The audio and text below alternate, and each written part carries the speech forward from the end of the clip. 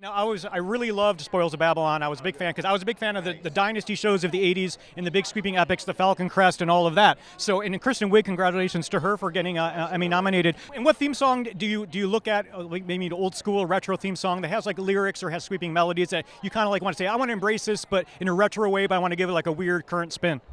Well, I think in hindsight, it was more like a James Bond film, you know, like the big epic, what do you call it, a ballad, power ballad of the 60s. 60s orchestra, live band, and like John was saying, having Steve Lawrence sing it, who sang the theme song. I mean, he's from that era. I know, and it's a sad that his wife Edie Gourmet passed away. Yeah. But it was really great that like Steve, like kind of like Tony Bennett, has like a resurgence in his own career, doing like interesting contemporary things. Absolutely, and I think we waited patiently for him, and we were very sensitive to the subject, but. On his behalf, when he walked in, and he lived with the material a little bit, and our studio in Venice Beach has been there over a decade. It's kind of a funky place. And I love, Steve walks in, he goes, looks around, and he's like, a little off Broadway, but it'll do.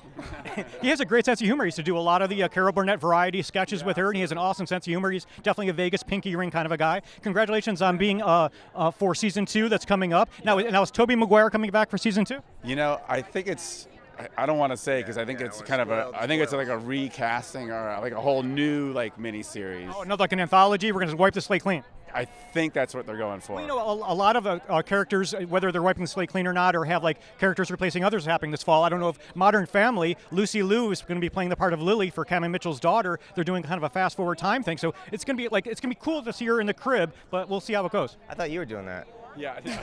Awesome. I don't know how the next season's going to go, but we're already kind of starting on a song for it right now. So musically, it's changing.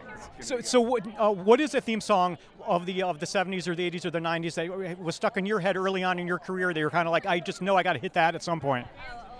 Well, the only this has nothing to do with Spoils of Babylon, but the theme to MASH, I still think is a great piece of music.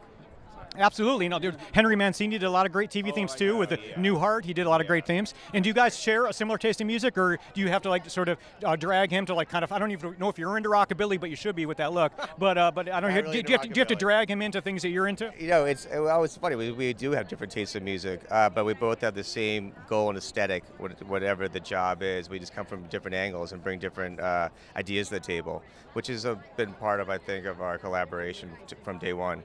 You seem like more like a tougher music person. You kind of seem like the kind of person who's in like a bubble bath listening to Lena Horne, drinking whiskey, just crying your eyes out. Is that?